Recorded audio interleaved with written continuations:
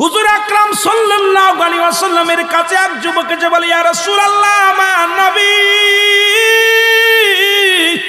নবী গো, আপনি আমারে তওবা করে দেন, আল্লাহ যেন আমার গুনাহ মাফ করে দেয়। নবীজি বললেন, যুবক রে, তুমি বেশি বেশি করে তওবা করো, আল্লাহ গুনাহ মাফ করে দিবে। যুবক বলে, নবী গো,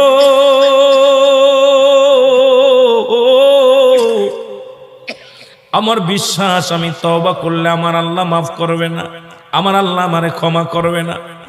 নবী বলে, যুবক রে, তুমি তওবা করো, তওবাকারীকে আল্লাহ পছন্দ করে, ভালোবাসে। যুবক বলে, নবী গো, আপনি আমার চেনেন না, আপনি আমার কথা মনে হয় শোনেন নাই। নবীজি বললেন, তুমি কে গো? যুবক বলি, ইয়া রাসূলুল্লাহ, ইয়া হাবিবাল্লাহ, আপনি কি জানেন না মক্কা মদিনার জমিনে, মক্কা মদিনার জমিনে যত কবর দেয়া হয়, এই কবর থেকে লাশ কাপনের কাপড় চুরি হয়ে যায়। নবী গো, আপনি কি জানেন না? নবী কয়, হ্যাঁ আমি জানি, কাপনের কাপড় চুরি হয়। এর চাইতে কষ্ট থাকতে পারে? নবী চোখের পানি ছেড়ে বলল, যুবক রে, মানুষ যাবার পরে 3 টুকরা কাপড় মাত্র সঙ্গী। যুবক বলি, ইয়া রাসূলুল্লাহ, ইয়া হাবিবাল্লাহ, নবী গো, মক্কা মদিনার জমিনে যত কাপনের কাপড় চুরি হয়েছে, ওই কাপনের কাপড় চুরি করেছি আমি, নবী গো, আমি সেই যুবক, কাপনের কাপড় চুরি করা যুবক। আল্লাহু আকবার। আল্লাহর নবী ডাকতে বলে, যুবক রে, ও যুবক, শুনে নাও, তুমি কেমনে কাজটা করলা? তুমি মানুষের কাপনের কাপড় চুরি করলা। এ যুবক, দুনিয়ার মধ্যে কি আর কোনো কাজ পাও নাই? যুবক বলে, ইয়া রাসূলুল্লাহ, ইয়া হাবিবাল্লাহ, নবী গো, ও মায়ার নবী, আমি ভুল করেছি, আমারে আপনি তওবা করে দিন, আল্লাহ যেন আমারে মাফ করে দেয়। যুবক বলেন, আল্লাহর নবী বলে, যুবক রে, তুমি তওবা করো, তওবা করলে আল্লাহ মাফ করে দিবে। যুবক বলে, নবী গো,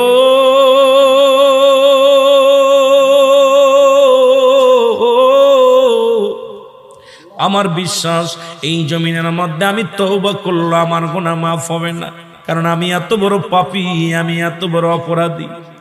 আল্লাহর নবী কয়, যুবক রে, তুমি তওবা করো, তওবা করলে আল্লাহ তোমারে মাফ করে দিবে। যুবক বলে, নবী গো, মায়ের নবী, আমার মতো পাপীরা আমার আল্লাহ ক্ষমা করবে না। আল্লাহর নবী বলে, যুবক রে, তুমি তওবা করো, তোমারে মাফ করে দিবে আমার আল্লাহ। যুবক বলে, নবী গো, আমি শুধু কাপনের কাপড় চুরি করি নাই, নবী গো, মক্কা মদিনা অনেক দিন যাবত মানুষ মরে না, অনেক দিন যাবত মানুষ ইন্তেকাল করে না, আমিও কাপনের কাপড় চুরি করতে পারি না, আমার ব্যবসাটাও ভালো হয় না। হঠাৎ শুনতে পারলাম পার্শ্ববর্তী এলাকার মধ্যে একটা মহিলা মারা গেছে, সুন্দরী এক যুবতী মারা গেছে। আমি ধরে গেলাম, নিজে তার জানাজায় শরীক হলাম, দাফনে শরীক হলাম। সারাদিন অপেক্ষা আছি কখন রাত নেমে আসবে, কাপড়ের কাপড় চুরি করবো। সব মানুষ যখন রাতে খাওয়া দাওয়া করে জুম হয়ে গেল, আমি আস্তে আস্তে করে গোরস্থানে ঢুকলাম। গোরস্থানে ঢুকিয়া আস্তে আস্তে করে কবরের মাটিগুলো সরাইলাম, কবরের মাটি খুঁড়িয়া, নবী গো,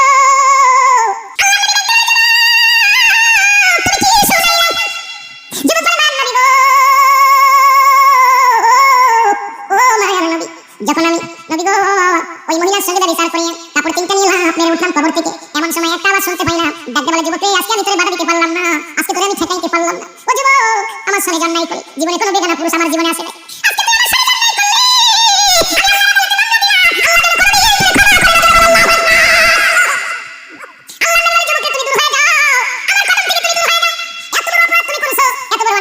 আমার কদম থেকে দূর হয়ে যাও। যুবক বলে, নবী গো, আপনি রহমতের নবী, আমারে দূরে ফেলে দিবেন না। আমি শুনেছি আদম নবীর কাছ থেকে, ঈসা নবীর কাছ থেকে, ইব্রাহিম নবী থেকে, মুসা নবী, সব নবীর থেকে অপরাধতা করবে, একমাত্র আপনি হবেন উম্মতের কান্ডারি। নবী গো, আপনি হলেন একমাত্র দরদি, আপনার কদম থেকে যদি আমারে ফিরিয়ে দেন, কোথায় যাবেন নবী, কোথায় যে সাহায্য পাইব? আমার নবী বলে, দূর হয়ে যাও, তোমার মুখটা আমি দেখতে চাই না। চলে গেলেন যুবক, কাঁদতে কাঁদতে, একটা দিন নয়, 2টি দিন নয়, 40টা দিন চোখের পানি ছেড়ে কাঁদে, গাছের লতা পাতা খায়, গায়ের মধ্যে পোকা হয়ে গেছে, চোখের পানি পড়তে পড়তে চোখের মধ্যে গায়ে হয়ে গেছে। আমার দাদু ভাইরা, ও আমার দরদি বন্ধুরা, শুনে সমস্ত গায়ের মধ্যে পোকা হয়ে গেছে, কঙ্কাল হয়ে গেছে, দেহখানা শুকাইয়া। কান্দার বলে, আল্লাহ তুমি আমার মাফ করে দাও, আমি পাপী, আমি অপরাধী, আমার তুমি মাফ করে দাও, কবরে কান্দাও না।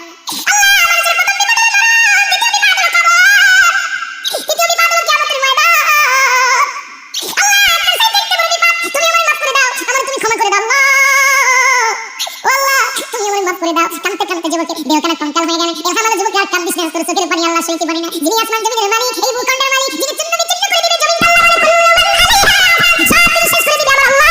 আল্লাহ বলে বান্দারে, এই জমিনটা চূর্ণ বিচূর্ণ করে দিব আমি।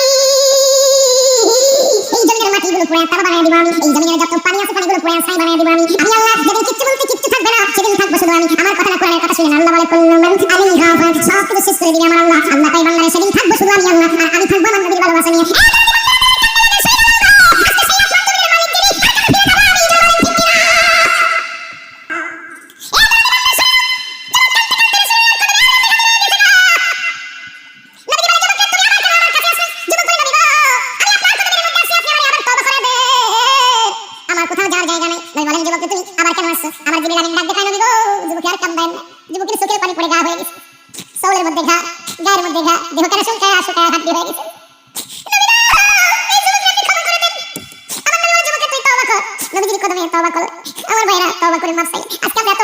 একবার বসে চিন্তা করে, আপনার পাপের কথা যদি আপনার বিবি জানে, জীবনে আপনার বউ আপনার ঘর করবে না। বিবি বলবে, স্বামী তুমি আমার তালাক দিবা, আমি তোমার সাথে থাকবো না, স্বামীর বিয়েই থাকবো না। আপনার পাপের কথা যদি আপনার বাবা জানে, ত্যায্য করে দিবে। আপনার ভাই যদি জানে, জীবনে আপনার ভাই বলে ডাকবে না। আপনার পাপের কথা যদি মেয়ে এলাকার চেয়ারম্যান মেম্বার জানে, আপনাকে এলাকার মধ্যে রাখবে না। এত অন্যায় করার পর আমার আল্লাহ প্রকাশ করে নাই, গোপনে পাপ করেছেন, গোপনেই রাখছেন, গোপনের গোপন। সেই আল্লাহরে কেন কাঁদবেন না? এত হাসি কেন, এত রাষ্ট্র, এত তামাশা কেন? একটা রাত্রে কি যায় নামাজে বসে আল্লাহরে ডাক দিয়েছেন, আমার আল্লাহ আমি অপরাধী, আমি পাপী, আমি কত অন্যায় করেছি। যদি দুনিয়ার মানুষ জানতো, আমার এই দুনিয়ার মধ্যে জায়গা হতো না। আমার আল্লাহ তুমি আমারে মাফ করে দাও, কারণ যিনি গোপনের গোপন, তিনি কত ভালোবাসে তার উম্মাহ বান্দা বান্দিকে। আজকে কোনো কিছু প্রকাশ করে নাই, আজকে আপনার পাপের কাজগুলো আপনাদের প্রকাশ করে দেন নাই। সেই আল্লাহর দরবারে কাঁদবার দরকার আছে কি না? আমার ভাইয়েরা, মাঝে মাঝে চিন্তা করি, আল্লাহ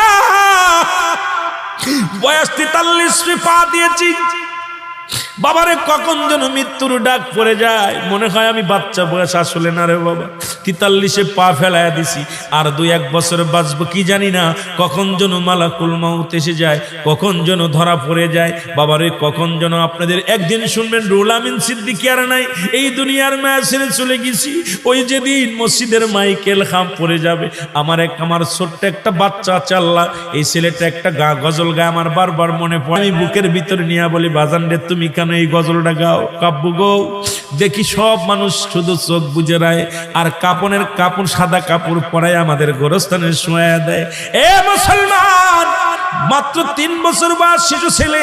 আমার দাদু ভাইয়েরা কয়েকদিন আগে চাচা মারা গেল। ছোট ভাই আমার সঙ্গে আমাদের মেহেদি হাসান ছিল। সন্তানরা এত টানিয়া খালি বারবার কবরের পাশে দাঁড়ায়। আমি কাব্য তুমি আমার কোলে আসো। কাব্য কেন শোয়াইলো? এই যে ও আমাদের মতো কাপড় কেন পরে নাই, সাদা কাপড় পরাইয়া দিছে, আর গজলটা গা শুরু করেছে। এরা মুসলমান, পাটা কবরে চলে গেছে, এখনো দুনিয়ার পিছে পিছে ঘুরছে। ও তোর পিছে পিছে ঘুরছে সমন, কোন দিন গলায় পড়বে বেরি, দেখ না মন জাক মারি দুনিয়াদারি। আমার আল্লাহ বলেন, কুল্লু নাফসিন যায়কাতুল মাউত। আমার রাসূল কি বলে? দলিল মেরকাত সরে মেরকাতের 10ম খণ্ড 722 নম্বর পৃষ্ঠায়, তাফসীরুল বায়ান 5ম খণ্ড 524 নম্বর পৃষ্ঠায়। আমার নবী কালা ইন্নাল্লাহি, আল্লাহর যারা মাহবুব বান্দা হয়ে যায়, লা ইয়ামুত, তারা মৃত্যুবরণ করে না। আল্লাহ কয় প্রতিটা প্রাণীর মৃত্যু স্বাদ গ্রহণ করতে হবে। আমার নবী কয় যারা আমার প্রিয় মাহবুব বান্দা হয়ে যায়, আমার আশিক, আমার পাগল হয়ে যায়, এই দুনিয়া থেকে তাদের মৃত্যু নাই। বাবারে বড় আশ্চর্যজনক মনে হয়। এই কথা কেন আপনাদের মনে আসে না? কেন এত দুনিয়া দুনিয়া নিয়া? এই দুনিয়ার মানুষ শুনে নাও, নবী বলছে বালহুয়া কেলা, এই দুনিয়াটা হলো পচা দুর্গন্ধ মরি। মানুষের চরিত্র হলো বাদাম রে কুকুরের চরিত্র। কুকুর যেমন মরি পাইলে খুশি হয়, এক পা কবরে চলে গেছে, সুদ ঘুষের মধ্যে আসি, এখনো জমা জমি নিয়ে হাঙ্গামা মারামারি, দুনিয়ার ছেলে মেয়ে নিয়ে হাঙ্গামা করছি। দাদুরে কখন যেন ডাক পড়ে যাবে, মসজিদুল হাম পড়ে যাবে, আর আপনি নাই। তাহলে দুনিয়ার মধ্যে কি করলেন, কি নিয়ে যাবা কবরে? ওই কবরের পুঁজিটা করার দরকার আছে কি না? এই জন্য আল্লাহ কি বলে দেখেন না, আল্লাহ বলেন, ইয়া আইয়ুহাল্লাযীনা আমানু সাল্লু আলাইহি ওয়া সাল্লিমু আল্লাহ যদি বলতে আইয়ুহান নাস, নাস শব্দের অর্থ মানুষ।